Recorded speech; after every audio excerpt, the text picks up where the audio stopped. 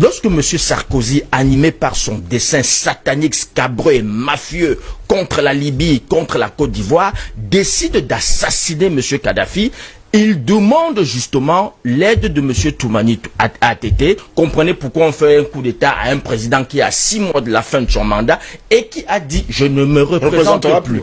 M. Sarkozy demande l'aide de M. Toumani Touré pour un certain nombre de choses. Demande notamment que, n'est-ce pas, le Mali serve de base arrière.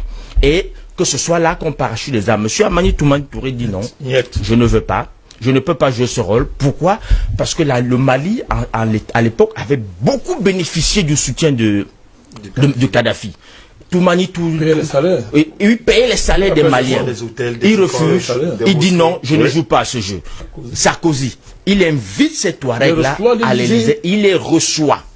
Et il leur dit, écoutez, vous avez enfin l'occasion de créer un État propre à vous et la France va vous accompagner dans ce sens. C'est à partir de là qu'est né le mouvement En Sardine. Oui. Parce que à l'époque, il y avait le mouvement de libération de l'Azawad, qui était un mouvement pas très structuré, qui était un mouvement de revendication, mais pas très structuré et non armé. Alors, là, le mouvement En Sardine, lorsque M. Sarkozy envoie des armes en Libye, ce qu'on dit est faux. Ce ne sont pas les restes d'armes de combattants. C'était des armes, c'était bien séparé.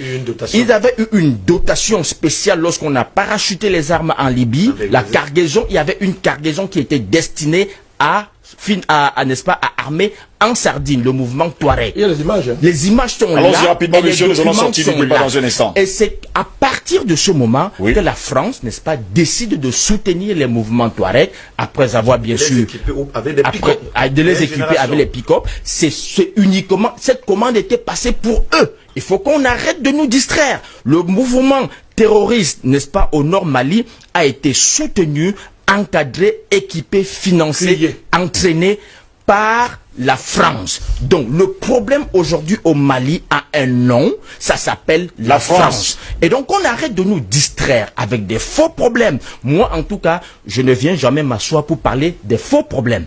Quand vous voulez parler des faux problèmes, vous ne me verrez pas. Si vous voulez qu'on parle du problème Mali, faisons le procès du véritable problème malien. Ça a un nom, ça s'appelle la France. Merci beaucoup Edmond Kouyaté.